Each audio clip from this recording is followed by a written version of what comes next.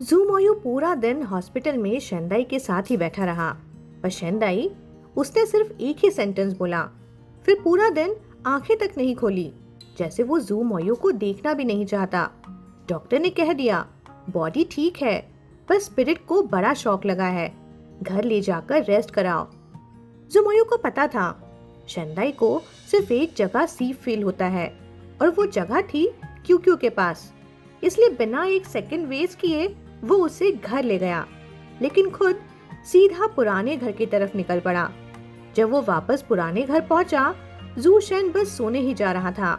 अपने बेटे को इस हालत में देखकर उसने मैडम जू और सर्वेंट सबको रूम से बाहर कर दिया। सिर्फ दो अल्फाज एक दूसरे को घूरते हुए रूम में खड़े थे। हवा में खामोशी भी गरज रही थी। ज़ूमोयू के फेरामोन्स डेंजरसली स्पाइक हो रहे थे। अगर सामने कोई और होता तो शायद रूम अभी तक टूट चुका होता। बस एक वजह थी जिसने उसे रोक रखा था कि ये उसके बायोलॉजिकल फादर थे। उसने इतना टाइम लगाया था क्यूक्यू से बॉन्ड बनाने में, शेंदाई को धीरे धीरे कंफर्ट देने में, उसके स्कैटर्ड ट्रस्ट को फिर से जोड़ने में। और आज सब कुछ जीरो पे नहीं, जीरो से भी नीचे आ गिरा। फेरामोन सप्रेशन उसके ओमेगा पे। ये सीधा वॉर डिक्लेरेशन था। वो किसी को भी मार भी सकता था। ऊपर से काम, अंदर से टेरिफाइड। ये था जू शेन। सामने खड़ा आदमी उसका बेटा था, पर साथ ही एक वाइल्ड अल्फा बीस्ट भी, जो थोड़ी सी सिमुलेशन पे कंट्रोल लूज कर सकता था, और फिर कोई उसे रोक भी नहीं सकता। ज़ूमोयू एक एक वर्ड दांत के बीच से तोड़ कर निकाल रहा था। बोला, मैंने कहा था ना कि मैं इसे खुद हैंडल करूंगा। आपने मेरे ओमेगा पर फेरामोन सप्रेशन यूज किया। आप मुझे मजबूर कर रहे हो डैड। जू शेन ने ठंडे टोन में कहा, मोयू, तुम पहले शांत हो जाओ। बट मोयू की आंखों में केवल आग थी। बोला, शेंदाई मेरा ओमेगा है और क्यूक्यू मेरा बेटा, और आप हमारे घर के मामलों में दखल दे रहे हो। हर मेरा वर्ड पर ज़ूमोयू का वॉइस और गहरा और ज्यादा डेंजरस होता जा रहा था। फिर वो आगे बोला, क्या आप मेरे डैड हो, इसीलिए हर लाइन क्रॉस कर सकते हो? जू शेन फाइनली बोला, मैं पहले तुम्हें ही हैंडल करने देना चाहता था, पर अब वक्त कम है। उसने सामने वाली चेयर की तरफ इशारा किया। बोला, बैठो, बातें करते हैं। वॉइस लो, केयरफुल, जैसे किसी जानवर को शांत करना चाहता हो। ज़ूमोयू का बॉडी टेंस था, जोर शेक कर रहा था, आंखों में रेड वेन्स, फेरामोन्स हवा में हेवी हो रहे थे। तभी जूचेन बोला, मोयू, तुम्हारी माँ ऊपर सो रही है, उसे डराना मत। माँ, ये वर्ड सुनते ही ज़ूमोयू की फ्यूरी थोड़ी सी सेटल हुई। वो 2 कदम पीछे हटा और स्टिफली चेयर पर बैठ गया, बट उसके फेरामोन्स अभी भी रूम के कोने तक भर गए थे। ज़ूमोयू की आवाज अब भी ठंडी पर कंट्रोल में थी। बोला, रनिंग आउट ऑफ टाइम का क्या मतलब है? जू शेन ने हल्की सी सांस ली। उसे लग रहा था जैसे वो एक टाइम बॉम्ब पर बैठा हो। बोला, सैटरडे को यू जिंगहाई ने मुझसे मिलने का टाइम मांगा। मैं नहीं मिलना चाहता था, पर उसने कहा ये बात क्यूक्यू से जुड़ी है। पहले तो ज़ूमोयू ने कुछ नहीं कहा, पर अब उसका एक्सप्रेशन भी थोड़ा बदला, पर वो क्वाइटली सुनता रहा। शेनकिन, जू शेन की वॉइस और डार्क हो गई। वो आगे बोला, शेंदाई का ओमेगा फादर यू जिंगहाई के पास गया था। वो थोड़ा और रुक के बोला, उसने पहले तो यू जिंगहाई का मजाक बनाया और साथ ही ये भी फक्र से कह दिया कि शेंदाई ने जू फैमिली के लिए एक टॉप अल्फा ग्रैंडसन पैदा किया है। ज़ूमोयू की आंखों में एक डेंजरस फ्लिकर आई। तो मतलब सच्चाई जानकर शेंदाई ने चुपचाप सच छुपा लिया था, पर शेनकिन ने पूरी दुनिया को बता दिया। जू शेन अपनी बात कंटिन्यू कर रहा था। बोला, जब तुम पहली बार हॉस्पिटल गए थे फाइल्स एडजस्ट करने, तभी तुम्हें सब पता चल गया था ना, तो तुमने मुझे बताया क्यों नहीं? ज़ूमोयू की वॉइस बिल्कुल बर्फ जैसी हो गई। बोला, मैं चाह कर भी आपको बताना नहीं चाहता था। जू शेन का जवाब एक बॉम्ब था। बोला, तो तुम्हें अच्छे से छुपाना चाहिए था ना। तुम्हें पता है यू जिंगहाई अब क्या चाहता है? यू जिंगहाई ने मुझसे 700 मिलियन युआन मांगे। जानते हो वो मुझे क्या बोला? बोला मेरे बेटे ने आपको एक टॉप अल्फा ग्रैंडसन दिया, क्या ये 700 मिलियन के लायक नहीं है? ज़ुमोयू गुस्से से बोल ही रहा था कि जिंगहाई तो ऑलरेडी खत्म हो चुका है, तो आप उसकी बकवास की परवाह क्यों कर रहे हो? लेकिन ये सेंटेंस बोलते ही वो अचानक से बिल्कुल जम गया। जू शेन की हल्की सी ठंडी हंसी रूम में गूंज उठी। वो बोला, क्या याद आया? याद आया कि मर्जर के लिए क्या किया गया था? वो लीगल पेपर वर्क याद है? मर्जर के लिए शेंडाई को यू जिंगहाई का बेटा बनाया गया था और वो दोनों कंपनीज का लीगल रिप्रेजेंटेटिव भी बना था। उसके नाम पे जो प्रॉपर्टी है वो बस एक छोटा सा घर, वो यू जिंगहाई के कर्ज के सामने कुछ भी नहीं। जू शेन ने टेबल पर हल्की टैप की। बोला, वो पैसा यू जिंगहाई के कर्ज चुकाने के लिए काफी नहीं, लेकिन अब वो थोड़ा झुक कर बोला, अब क्यू के आने के बाद तुम्हारे बेटे की वजह से अगर शेंडाई को कुछ हो जाता है तो हम उससे नजरअंदाज नहीं कर सकते। जू मोयू ने जॉ टाइटन करते हुए बोला, पर शेंडाई ने कभी किसी बिजनेस में पार्टिसिपेट नहीं किया। यू जिंगहाई अगर अपना कर्जा उसके सर पर डालना चाहता है तो ये इतना आसान नहीं होगा। हम कोर्ट जा सकते हैं। जू शेन ने सीधा ठंडा जवाब दिया, कोर्ट जा सकते हो, पर कितने साल लगेंगे? और चाहे जितना भी लेट हो, शेंडाई तो तब तक कई सालों के कर्जे में डूब चुका होगा ना। और जैसे ही वो फाइनेंशियली क्रम्बल करेगा, मैं ऑब्वियसली क्यू का कस्टडी ले लूंगा। तुम दोनों शादी भी नहीं कर पाओगे। और तुम उसका साथ दोगे? उसके कर्जे भी तुम लोगे? ज़ुमोयू ने बिना एक पल सोच के कहा, मैं उसे कभी अकेला नहीं छोड़ूंगा, जो भी हो। जू शेन का कोल्ड लॉजिक फिर से चला।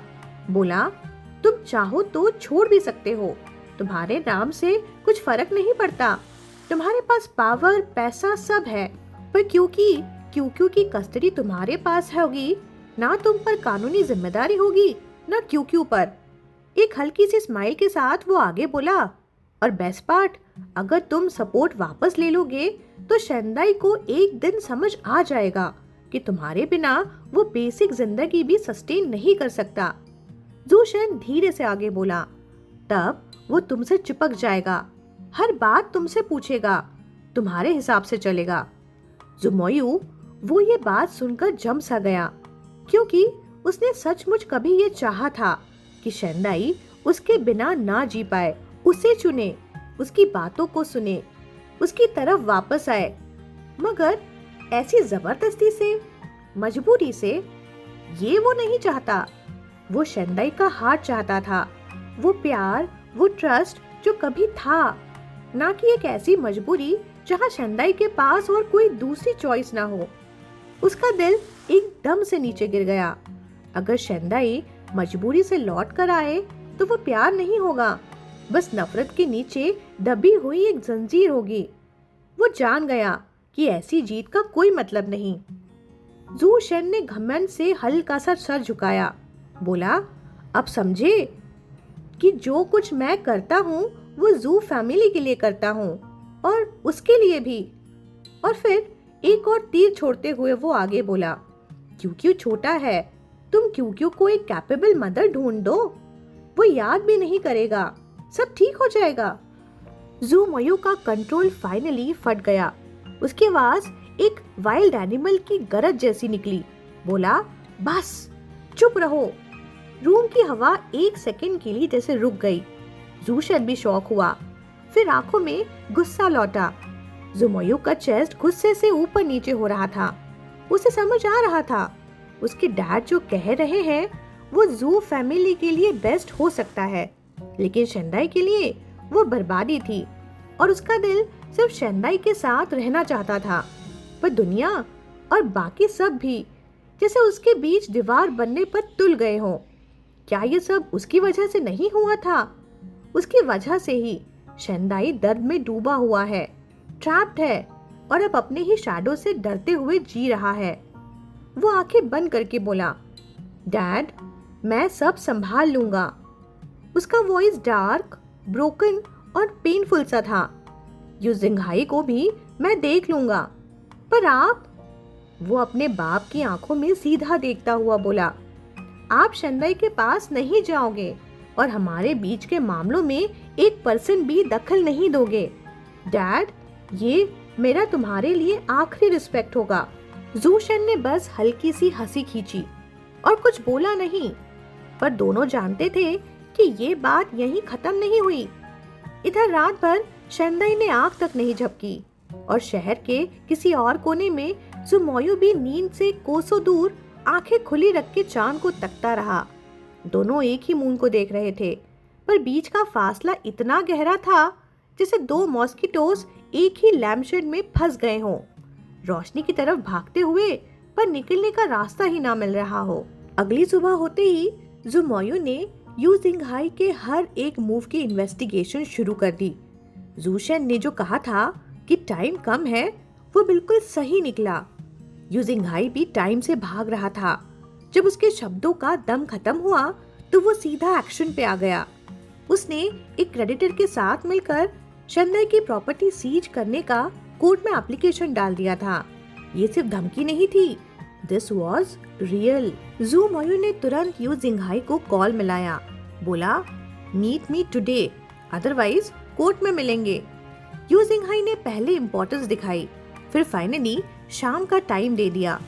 मीनवाइल कार से कंपनी जाते हुए जू मोयू ने लॉयर चेन को कॉल किया और बोला, सारे कॉन्ट्रैक्ट्स निकालो, हमें देखना है कि लूप होल कहाँ से क्रिएट हो सकता है। उसका दिमाग घूम रहा था। यू जिंगहाई डेस्परेट है और उसे यकीन भी है कि जुमोयू शंदाई को कभी गिरने नहीं देगा, इसलिए वो बिल्कुल निर्लज होकर खेल रहा था। और अगर जू चेंगचेंग को पता चल गया तो वो तो मौके का भूखा ही है ना, डूबते को और नीचे दबा देगा। सब कुछ कंट्रोल से बाहर जा रहा था और ये बात जू मोयू को तोड़ रही थी। बस कंपनी पहुंचने ही वाला था कि नैनी का कॉल आया। बोली, सर शंदाई सामान बांध रहे हैं। जू मोयू का दिल एक सेकंड में डूब गया। उसने तुरंत गाड़ी मोड़ने को कहा। जब वो शंदाई के अपार्टमेंट पहुंचा तो शंदाई सच में पैकिंग कर रहा था। 2 बड़े सूटकेस जिसमें 90% क्यू का सामान था। शंदाई का खुद का सामान बस थोड़ा सा, जैसे कोई आदमी हमेशा के लिए छोड़कर जाने का फैसला कर चुका हो। जू मोयू सीधा दौड़कर गया। उसने पूछा, अदाई क्या कर रहे हो? लेकिन शंदाई ने उस तरफ देखा भी नहीं, बस नेक्स्ट कपड़ा उठाकर फोल्ड कर दिया। जू मोयू ने उसके शोल्डर्स पकड़े और उसका चेहरा अपनी तरफ घुमाया। बोला, अदाई मेरी तरफ देखो। शंदाई ने धीरे से ऊपर देखा, पर उसकी आंखों में कुछ नहीं था, बिल्कुल कुछ नहीं। जैसे सारी बारिश, सारी आंधियां एकदम अंधेरापन बन गई हो। उसे ऐसे देखकर जुमोयू की वॉइस टूट गई। बोला, काम डाउन प्लीज, क्यों यही है, कोई तुमसे उसे नहीं छीन सकता। हम साथ हैं, वो कस्टडी मैटर नहीं करता, क्या फर्क पड़ता है, बस बैठकर बातें करते हैं ना। शंदाई ने उसका हाथ झटक दिया। वॉइस एकदम सीधी, ठंडी। बोला, जब तक क्यू 3 साल का नहीं होता, जब तक वो ब्रेस्ट फीड करता है, न लॉ ना कोई आदमी उसे मुझसे दूर नहीं कर सकता। जुमोयू ने सॉफ्ट टोन में कहा, मैं उसे किसी को ले जाने की। शंदाई ने उसकी बात काट दी। बोला, और तुम अब मुझे थ्रेटन नहीं कर सकते। उसकी आंखों में एक टूट चुका जुनून था। बोला, मैं उसे अपने घर ले जा रहा हूँ, तुम्हारे जू सरनेम से दूर। वो एक बार भी नहीं डर रहा था, क्योंकि सब कुछ तो ऑलरेडी टूट चुका था ना। अपब्रिंगिंग राइट्स खत्म हो रहे हैं। अच्छा है, फांसी का फंदा अब गिर चुका है। एक ही चाकू 2 बार नहीं मार सकता। वो थका हुआ था, टूटा हुआ था और अब डर ही नहीं सकता था। जुमोयू टूट गया। बोला, एवरीथिंग आई डिड, और उसमें तुम्हें सिर्फ थ्रेट दिखा। अदाई, मैं तुम्हारे लिए सच में, मैं पूरी कोशिश कर रहा था, तुम्हारे लिए, हमारे लिए। क्या तुमने कुछ भी नहीं देखा? शंदाई का जवाब एक खून सा रूह का घाव था। बोला, सारा कुछ तुमने क्यू के एस रैंक की वजह से किया। वो ही तुम्हारा डिजायर्ड हायर था ना, इसलिए तुम एक लो क्वालिटी ओमेगा को भी टॉलरेट कर गए। यही सोचते थे ना कि तुम्हारी एक्टिंग पर मुझे भरोसा हो जाएगा। नहीं अदाई, जुमोयू की आवाज फट गई। मैं उसके लिए नहीं हूँ। हाँ, जब पता चला तो मैं खुश था, पर मैं डरा हुआ था कि तुम गलत समझोगे। मैं तुम्हारे लिए पागल हो गया था। अगर मुझे सिर्फ बच्चा चाहिए होता तो मैं उसे छीन लेता। मैं तुम्हारे पीछे लैंचक तक नहीं जाता। मैं तुम्हारी हर बात बर्दाश्त नहीं करता। और तुम्हें लगता है कि मैं सिर्फ क्यों क्यों के लिए? नहीं अदाई, मुझे हमेशा तुम चाहिए थे।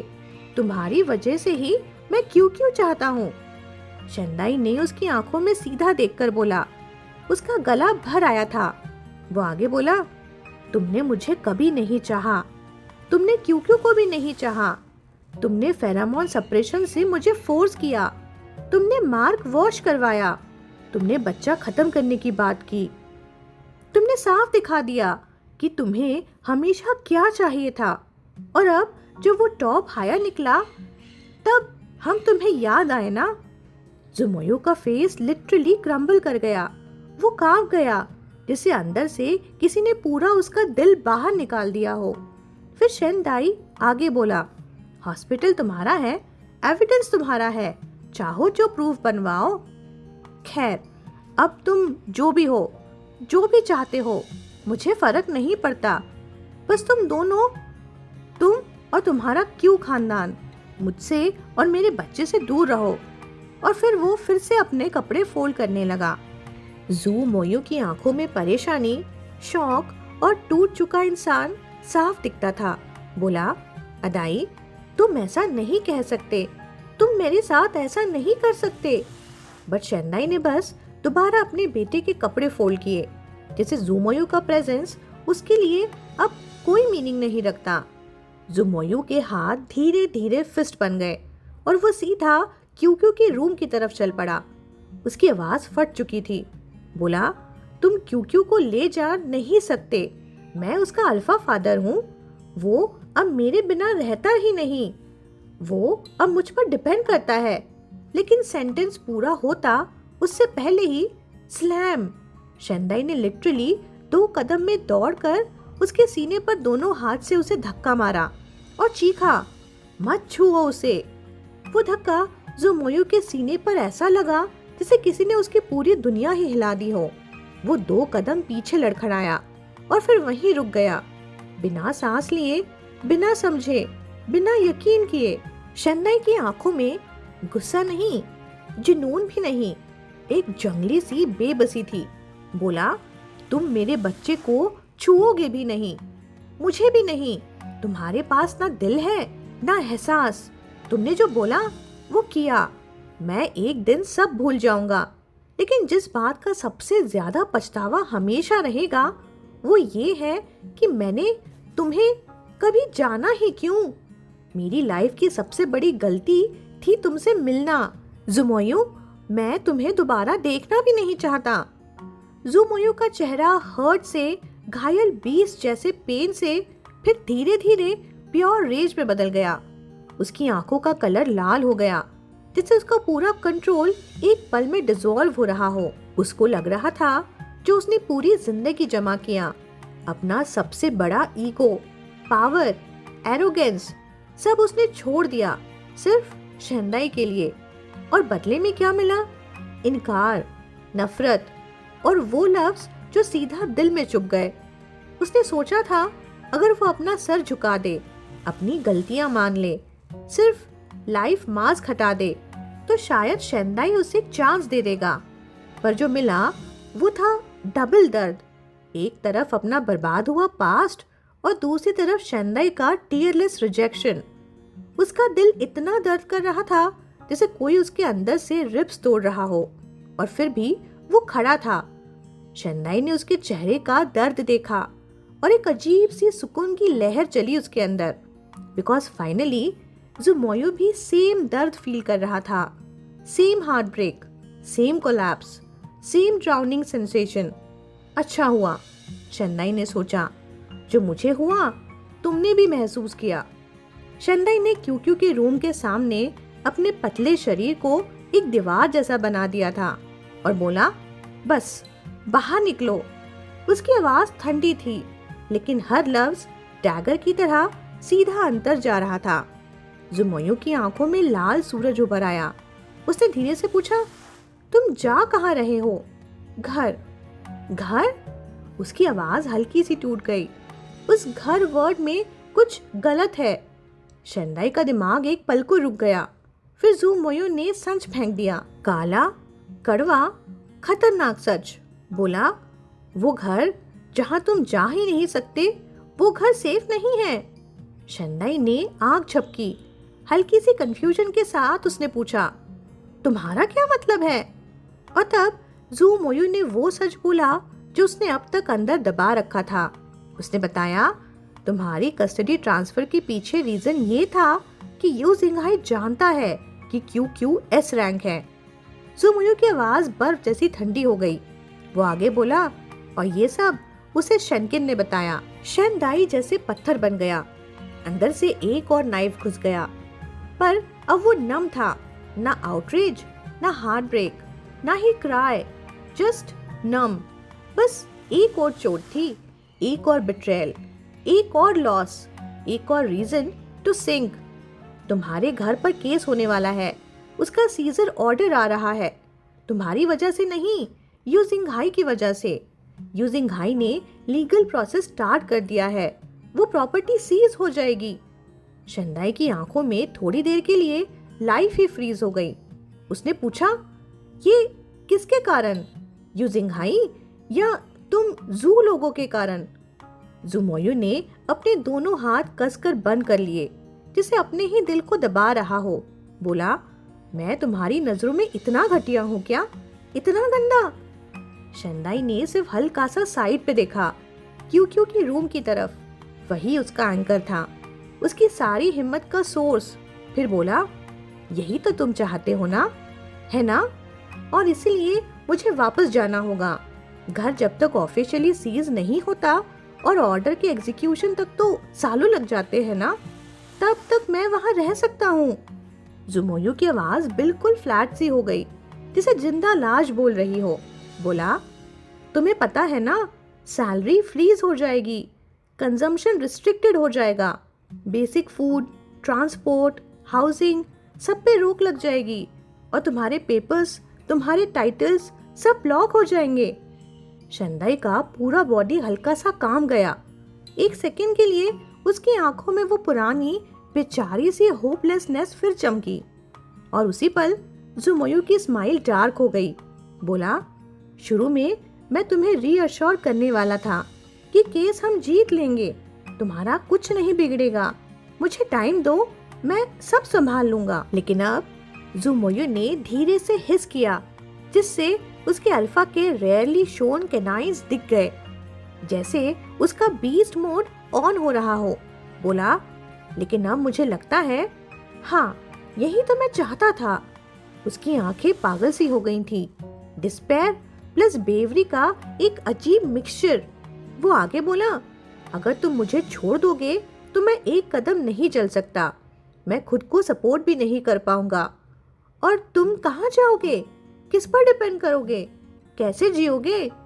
वो एक कदम और आगे बढ़ते हुए बोला, मैं तुम्हारे साथ उन तमीज वाले तरीकों से डील करना चाहता था, सिंसियरिटी, रिस्पेक्ट, पेशेंस, लेकिन तुमने तो मुझे हर जगह धक्का दिया।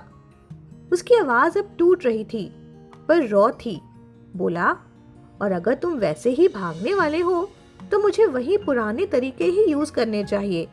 कैसी सिंसियरिटी, कैसी रिस्पेक्ट? तुम तो ओमेगा हो, सिर्फ एक बाइट और तुम दोबारा मुझे प्यार करोगे, तुम मेरी बात सुनोगे, तुम कभी नहीं जाओगे, बस मेरे ही हो जाओगे। शेंदाई का दिल तो जैसे एक सेकंड के लिए रुक ही गया। वो पीछे हटा, प्योर पैनिक के साथ। लेकिन ज़ुमोयू एक कदम आगे बढ़ा और बोला, मैं थक गया हूँ अदाई, जो भी मैं करता हूँ तुम सेटिस्फाई नहीं होते। मैं अपना दिल निकाल के रख दूं, तुम उस पर भी उंगली नहीं रखते। मैं प्यार सीखने की कोशिश कर रहा हूँ और तुम बस मुझसे भागते रहते हो। मैं हम तीनों के लिए सब ठीक करना चाहता हूँ, पर सब सब हमें अलग करना चाहते हैं। तुम भी। उसकी आवाज बिल्कुल ब्रोकन हो गई।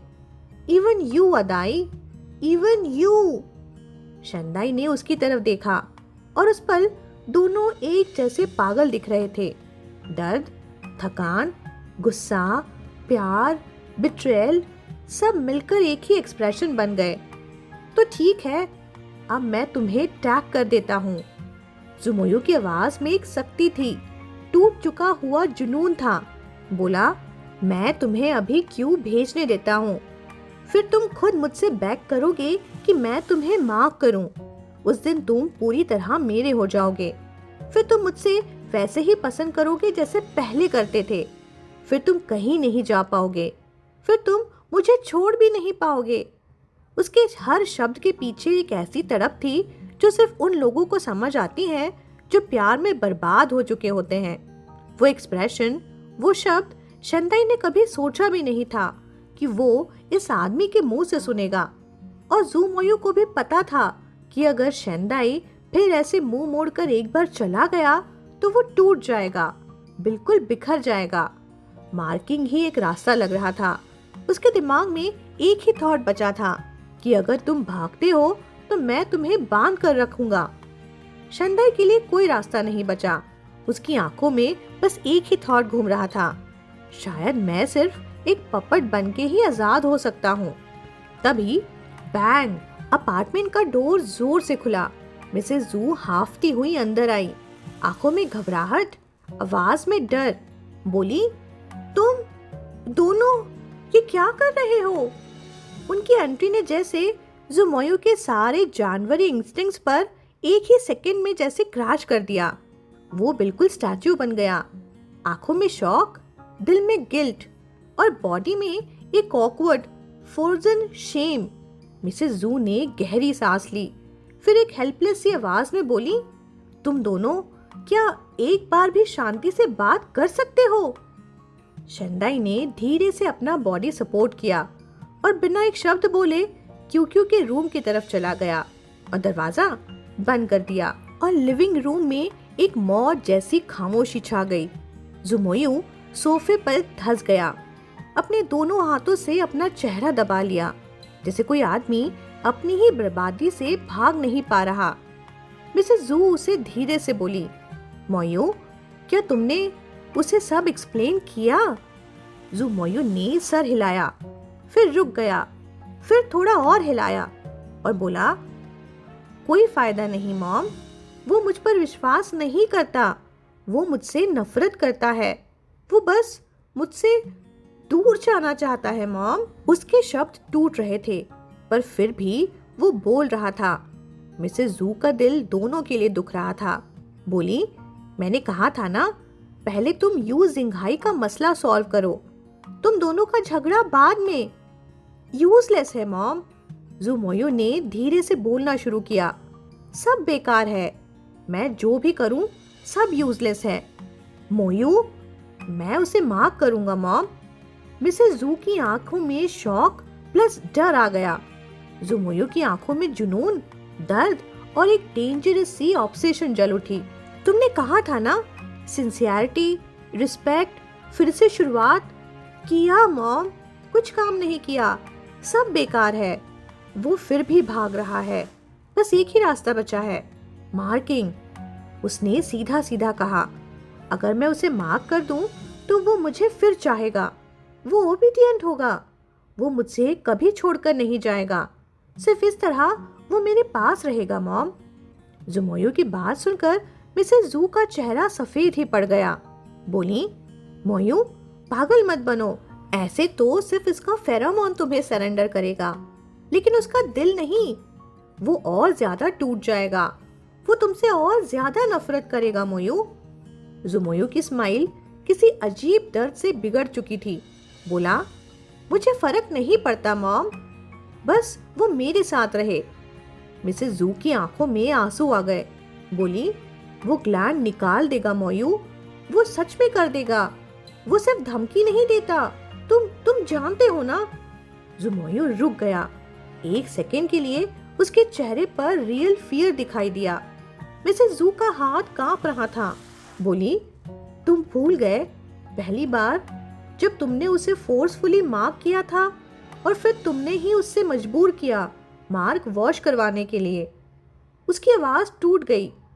उसने बिना एनेस्थीसिया के वॉश करवाया था, बिना एनेस्थीसिया, सिर्फ बच्चे को बचाने के लिए। ये सुनकर जुमोयू का दिमाग, जो नॉर्मली नंबर्स, डील्स और स्ट्रैटेजीज से लाइटनिंग स्पीड में काम करता है, आज बिल्कुल खोखली सी पहाड़ी घाटी लग रहा था। सिर्फ एक ही आवाज गूंज रही थी, वो एक सेंटेंस जो अभी उसकी माँ ने बोला था। मिसेस जू एक पल के लिए परेशान, और अगले ही पल जैसे फाइनली उन्होंने अपने दिल पर एक पत्थर रख दिया हो। वो धीरे से बोली, मोयू जरा सोचो, इसका मतलब क्या है? जुमोयू के होठों ने थर थर थर कांपना शुरू कर दिया। क्या मतलब? मिसेस जू के शब्दों ने उसकी सारी दुनिया को फ्रीज कर दिया। बोली, अगर तुम प्रेग्नेंट हो तो ग्लैंड पे प्रोसीजर के टाइम एनेस्थीसिया नहीं दिया जा सकता। ये तो बेसिक कॉमन सेंस है। तुमने कभी सोचा नहीं कि शेंडाई का मार्क वॉश होने के बाद भी क्यू क्यू कैसे बचा रहा? वो एक सेकंड रुकी, फिर अपना मुंह पर हाथ रखकर टूटी सी आवाज में बोली, क्यू क्यू को रखने के लिए शेंडाई ने एनेस्थीसिया ही नहीं लिया। तुम्हारी एंगेजमेंट वाले दिन वो ऑपरेशन टेबल पर था और क्यू क्यू को बचाने के लिए उसने सब कुछ सह लिया। साइलेंस, एक ऐसा साइलेंस जिसमें हवा तक चलना भूल जाए।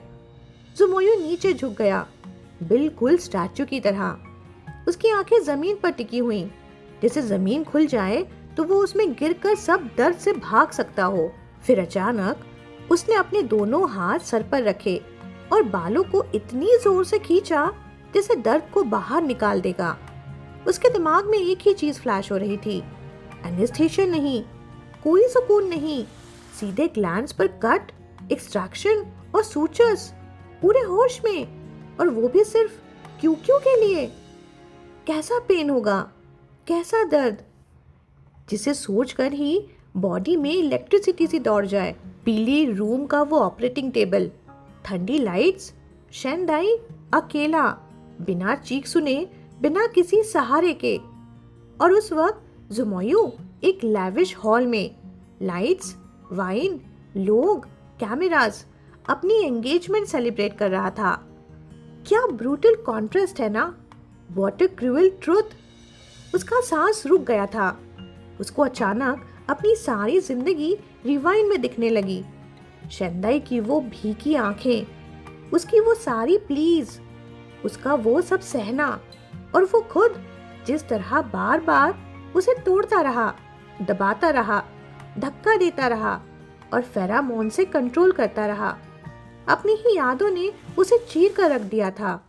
वो अपने दिल में गिरने लगा, अंदर से इतना टूटा हुआ जिससे उसके एग्जिस्टेंस में कोई क्रैक पड़ गई हो। रियलिटी एक विप की तरह उसके दिमाग पे लगी। हाँ, मैंने ही उसे वो दर्द दिया, मैंने ही उसका दिल तोड़ा, मैंने ही उसको धक्का दिया, मैंने ही उसे वो पेन झेलने पर मजबूर भी किया। उसने अपनी ही पुरानी सोच पर लानत भेजी कि कैसे वो इतने अरसे अपने गिल्ट से भागता रहा। कैसे उसने एक सेकंड के लिए भी सोचा कि मैं भी शेंडाई गलत था या अनरीजनेबल था। मिसेस जू की आंखों में भी आंसू आ गए। बोली, तुम उसके गिल्टी हो मोयू, सच में गिल्टी हो। मैं ये बात कभी बताना नहीं चाहती थी, डर था तुम टूट जाओगे, पर अगर तुम गुस्से में उसे मार कर देते तो सब खत्म हो जाता ना। उनकी आवाज में अपना पुराना दर्द था, एक ऐसी औरत का दर्द जिसे एक फिजिकल मार्क मिला था पर दिल कभी नहीं मिला। तुम दोनों अगर मार्क होकर जुड़ गए पर दिल अलग हो तो तुम दोनों की जिंदगी तबाह हो जाएगी मोयू। जुमोयू का सर धीरे से उसकी चेस्ट की तरफ झुक गया, जैसे वर्ल्ड स्ट्रॉन्गेस्ट अल्फा एक बार में कोलैप्स हो गया हो। आवाज बिल्कुल फटी हुई। बोला, मैं क्या करूं, मैं क्या करूं अब मॉम? उसका पूरा दिल, पूरी दुनिया, सब कुछ गिर रहा था। वो इतनी आसानी से डील्स विन कर लेता था। कंपनीज मर्ज करवा देता था, ग्लोबल निगोशिएशन संभाल लेता था, लेकिन अपने ही ओमेगा को नहीं संभाल पाया, क्योंकि उसने पहली बार रियलाइज किया he didn't just hurt Shandai's body, उसने तो उसका सोल ही क्रश कर दिया। Again and again and again उसका हर एक मिस्टेक शंदाई की लाइफ सेंटेंस बन गया। मिसेस जू ने धीरे से कहा, सबसे इम्पोर्टेंट बात, यू जिंगहाई को रोकना है, शंदाई को और बोझ नहीं देना। इस बार जुमोयो की आंखों में एक नया टाइप का अंधेरा था, एक डायरेक्शन मिल गया था, एक एनिमी मिल गया, और जिसपे वो सारा गुस्सा, सारी नफरत, सारी पावर डाल सकता था। उसका नाम था यू जिंगहाई। मिसेस जू ने यानी लिंग रुए ने बहुत धीरे से, बहुत संभाल कर कहा, तुम इतने स्मार्ट हो मोयू, और तुम्हारे दिल में तुम जानते हो कि क्या सही है। अगर तुम नहीं चाहते कि जिसे तुम प्यार करते हो वो तुम्हें दर्द दे, तो फिर तुम भी उसे दर्द मत दो। चाहे तुमने कितनी भी पढ़ाई लिखाई की हो, चाहे एक एस लेवल अल्फा कितना भी सुपीरियर हो, प्यार में सब बराबर होते हैं मोयू। जुमोयो की आंखें बंद हो गई। इक्वालिटी, एक इतना सीधा सा लफ्ज, पर दुनिया का सबसे मुश्किल एक्शन, जिसे समझना आसान होता है मगर फॉलो करना ऑलमोस्ट नामुमकिन। क्या मैं जाकर उसे देखूं मोयू? मॉम ने पूछा, पर जवाब कुछ नहीं आया। उन्होंने धीरे से क्यूक्यू के कमरे की दूरी पार करते हुए, दिल संभालते हुए डोर नॉक किया। अदाई, मैं हूँ, उन्होंने नरम आवाज में कहा। अंदर से कोई आवाज नहीं, बस एक ठंडी सी खामोशी। मिसेस जू ने हल्की सी झिझक के साथ डोर खोला और अंदर जाते ही रुक गई। शंदाई सोफे के कोने पर बैठा था, बिल्कुल चुप, बिल्कुल सूखा हुआ। हाथ में क्यू था, जैसे पूरी दुनिया से उसका सिर्फ एक ही रिश्ता बचा हो, ये बच्चा। बाकी सब जैसे हवा, बेजान, बेरोशनी। मिसेस जू के दिल में एक कसक उठी।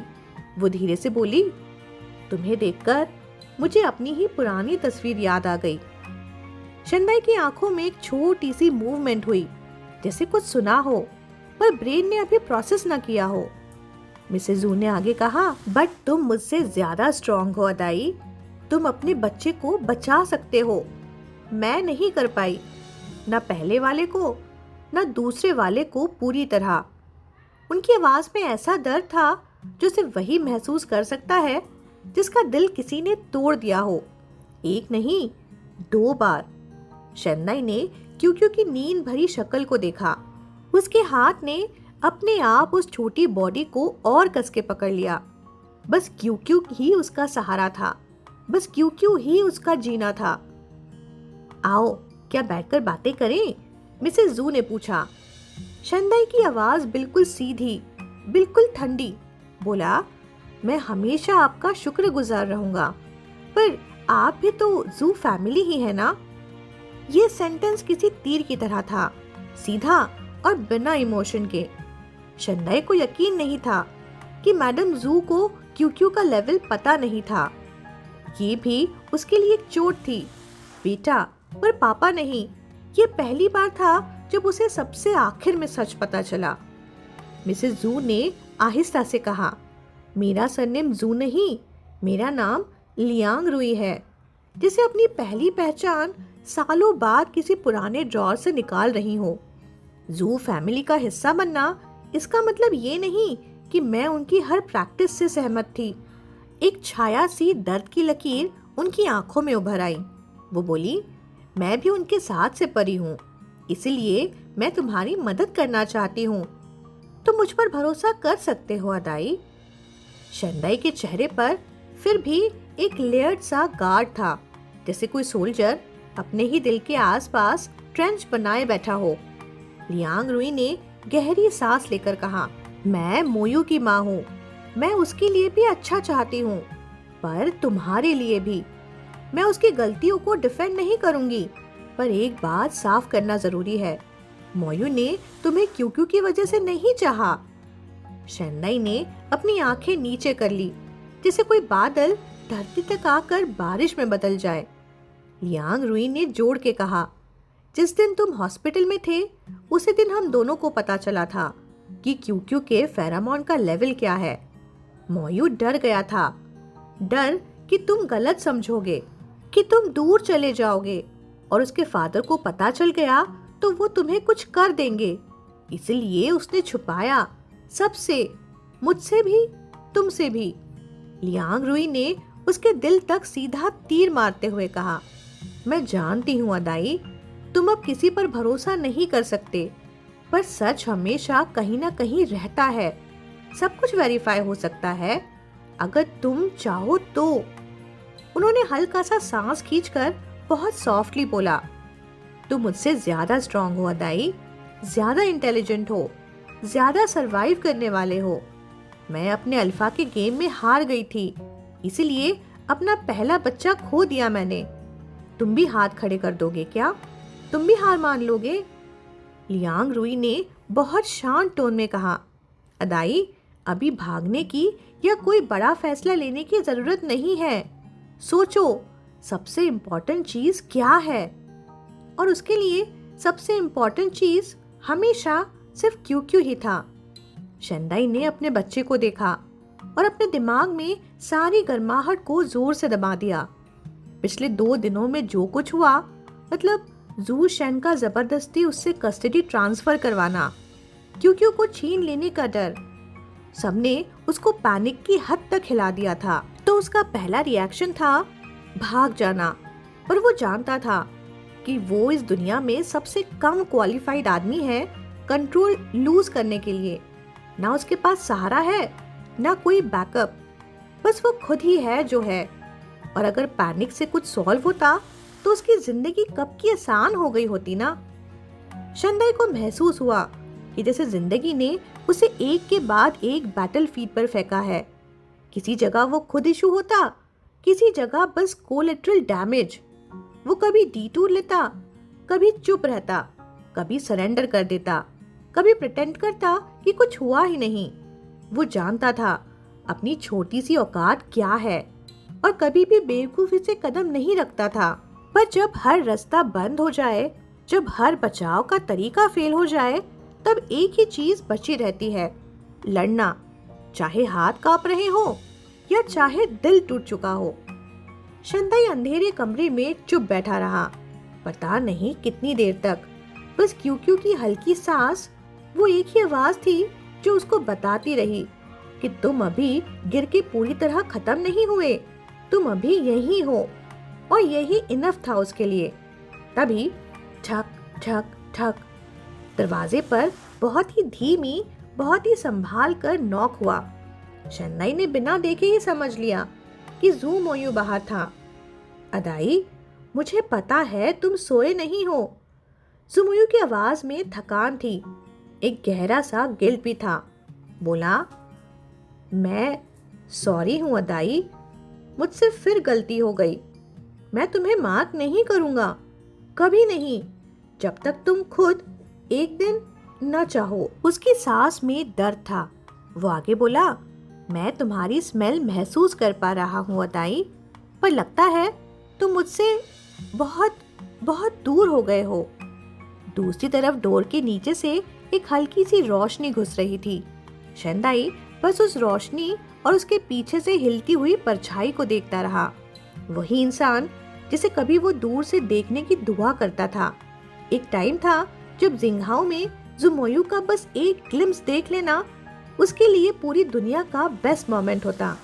और आज एक दरवाजा उनके बीच में है और उसको उस परछाई को देखकर भी घबराहट हो रही है। प्यार कभी कभी सबसे डेंजरस वेरिएबल बन जाता है ना।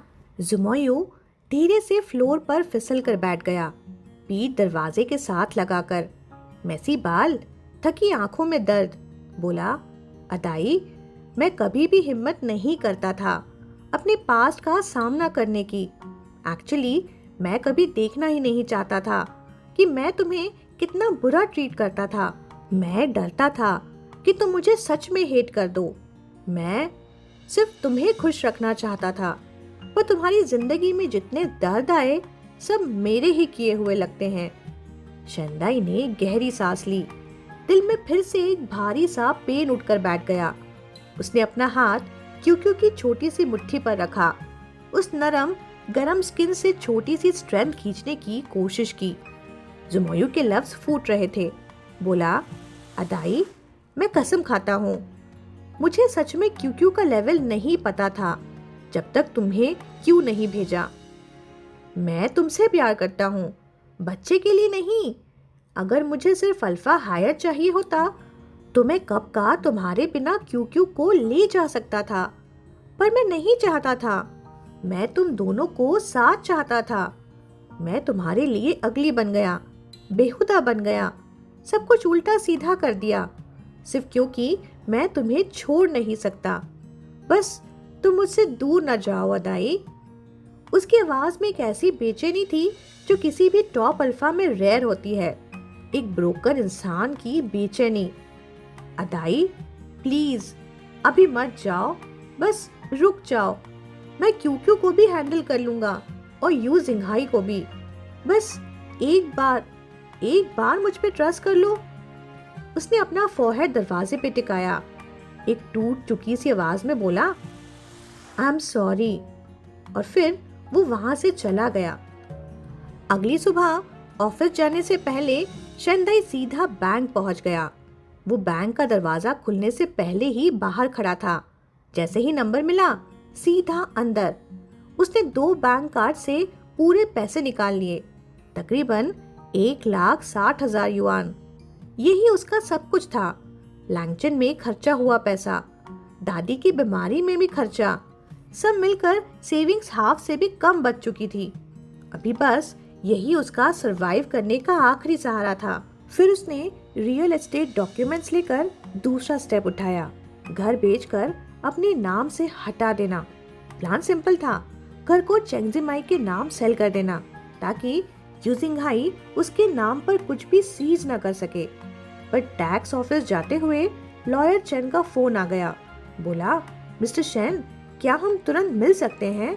हमें आपसे कुछ कॉन्ट्रैक्ट साइन करवाने हैं ताकि आपका घर सील होने से पहले आपका डेब्ट लीगली थर्ड पार्टी के नाम चला जाए। शेन दाई ने सांस भरी और बोला, मैं टैक्स ऑफिस जा रहा हूँ। मैं घर अपनी दोस्त को सेल करने की सोच रहा हूँ। लॉयर चेन की आवाज तेज और स्ट्रेट थी। बोला, ये प्लान काम नहीं करेगा मिस्टर शेन। उसने एक एक पॉइंट रखा। पहला, प्रॉपर्टी पे ट्रांजैक्शन रेस्ट्रिक्शन होगा। दूसरा, क्या आपकी फ्रेंड के अकाउंट में इतने मिलियन ट्रांसफर करने की कैपेसिटी है? तीसरा, लो प्राइस ट्रांजैक्शन असेट ट्रांसफर माना जाएगा और कोर्ट सीधा आपके अगेंस्ट जजमेंट दे देगा। चौथा, हंड्रेड्स ऑफ थाउजेंड का टैक्स लगेगा और ये पूरा प्रोसेस एक दिन में पूरा नहीं होगा। शेन दाई चुप हो गया।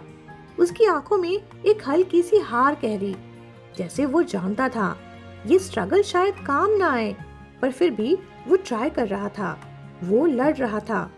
लॉयर चेन ने अपनी टोन धीमी कर दी, जैसे उसे पता हो कि उसका हर लफ्ज शेंदाई के बीच से सीधा उन जख्मों में लग रहा था जो अभी तक भरे भी नहीं थे। वो बोला, मिस्टर शेन, सच कहूँ तो यू जिंघाई को तुम्हारे उस मल्टी मिलियन हाउस से कोई लेना देना नहीं। उसे उसकी इंटरेस्ट का भी कुछ हिस्सा नहीं मिलता। वो एक सेकंड रुककर बहुत ही मैटर ऑफ फैक्ट तरीके से बोला, पर उसे पता है कि मिस्टर जू आपकी कितनी केयर करते हैं और उसी वीकनेस को वो पिंच करेगा। और दूसरी तरफ जुमोयू के लिए ये घर कुछ भी नहीं था। वो चाहता तो इसे 10 गुना अच्छा घर दे सकता था शेंदाई को खरीद कर। बस वो नहीं चाहता था कि शेंदाई को और दर्द हो। इसीलिए लॉयर चेन ने शांत सा स्माइल दिया और बोला, आप हमें ट्रस्ट कर सकते हैं, हम सबसे फास्ट वे से आपको सेव कर देंगे। शेंदाई ने हल्की सी सांस छोड़ी और बोला, ओके। वो दोनों एक कॉम्प्रोमाइज वाली जगह मिले। टेबल पर कॉन्ट्रैक्ट फैले हुए थे। शेंदाई के हाथ ठंडे पड़ गए, चेहरा सफेद। जिंदगी में जब भी उसने कोई कॉन्ट्रैक्ट साइन किया, कुछ ना कुछ खराब ही हुआ था। कस्टडी, फिर कर्जा, सप्रेशन। कुछ दिनों में कॉन्ट्रैक्ट शब्द उसके लिए ऑलमोस्ट एक फोबिया बन गया था। लॉयर चेन ने उसका फियर तुरंत समझ लिया। बोला, मिस्टर शेन, ये कॉन्ट्रैक्ट स्कैरी लगता है, पर सच में ये सबसे लो कॉस्ट प्रोटेक्शन है। हम पहले हाउस को अपनी तरफ से सील कर देंगे ताकि जब यू जिंगहाई उसे सीज करे तो लीगल प्रायोरिटी हमारी हो। आपका घर 100% सेफ हो जाएगा। ये प्लान सेफ था, लॉजिकल था और शेंदाई जानता था कि अगर ज़ूमोयू कभी उसको ट्रैप करना चाहता तो उसके पास 1000 आसान तरीके थे। ऐसे कॉम्प्लिकेटेड डॉक्यूमेंट्स की उसे जरूरत नहीं पड़ती। इसीलिए उसने पेन उठाया और साइन कर दिया। लॉयर चेन ने विजिबली रिलीफ लेकर हाँ की, बोला अब कोर्ट का फोन आएगा। उनके वर्ड्स इम्पोर्टेंट नहीं है, डरना नहीं। नेक्स्ट स्टेप, आप बैंक से कैश विड्रॉ कर लीजिए। शेंदाई बोला मैं कैश ऑलरेडी विड्रॉ कर चुका हूँ। लॉयर चेन के चेहरे पर एक कॉन्फिडेंस स्माइल आ गई। बोला परफेक्ट मिस्टर जू, अब बिल्कुल आराम से सब होगा। शेंदाई एक सेकंड को रुक गया, फिर उसने पूछा जो कॉन्ट्रैक्ट्स मैंने वहां पहले साइन किए थे वो कितने डेंजरस हैं? लॉयर चेन ने थोड़ा हिचकिचाकर सच ही कह दिया। बोला ऑफिशियल सील्स, अकाउंट्स, कॉन्ट्रैक्ट्स सब यू जिंगहाई के हाथ में है। आपका सिग्नेचर फोर्ज करना उसके लिए 2 सेकंड का काम है। वो बड़े डेब्ट्स को सीधा आप पर डंप कर सकता है। जिंगहाओ के साथ जो डील्स थी उनके कुछ पेपर्स हमारे पास हैं, पर ओवरऑल हमें और एविडेंस कलेक्ट करना होगा ताकि हम कोर्ट में खुद को डिफेंड कर सकें। उसने हेल्पलेस सा साय लेते हुए आगे बोला यू जिंगहाई एक घटिया आदमी है। वो या तो डेब्ट आप पर फेंकेगा या मिस्टर जू को ब्लीड करवाएगा। उसे फर्क नहीं पड़ता, वो अब खुद डूब चुका है, इसलिए किसी और को डुबाना भी उसके लिए फायदा ही है ना। शेंदाई ने मुट्ठी धीरे से बंद की और पूछा तो मैं अब क्या कर सकता हूँ? आपको कुछ नहीं करना, आपका डेली लाइफ अफेक्टेड भी नहीं होगा। ट्रैवल रिस्ट्रिक्शन आएगा तो आप प्लेन मिस्टर जू का यूज कीजिए, लॉन्ग डिस्टेंस ट्रिप प्लान कीजिए। मिस्टर जू खुद ले जाएंगे, वो आपका बहुत ध्यान रखेंगे। शेंदाई की आवाज शांत पर कातिल सी थी। बोला मैं ओल्ड चेन बन जाऊंगा ऐसे तो मैं इग्नोर नहीं कर सकता। मेरा profession, ratings, papers, research projects सब क्रेडिट इन्वेस्टिगेशन से लिंक्ड है। मेरे बच्चे का फ्यूचर तक इम्पैक्ट होगा। मैं जू फैमिली पर पलने वाला आदमी नहीं हूँ। वो जानता था अगर सब फ्रीज हो गया तो वो बस एक डिपेंडेंट ओमेगा बनकर रह जाएगा, बिल्कुल वही जो ज़ूमोयू उससे चाहता था। वो हमेशा की तरह अपना बोझ खुद ही उठाना चाहता था। लॉयर चेन ने हेल्पलेसली बोला लॉ की दुनिया में अभी आप कुछ नहीं कर सकते, हम पर छोड़ दीजिए। फिर लॉयर चला गया। रूम में सिर्फ साइलेंस।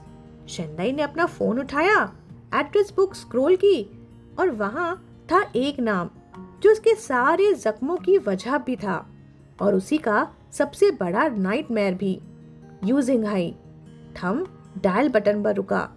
दिल एक सेकंड के लिए धड़कना भूल गया। एक छोटी सी सांस ली और कॉल किया।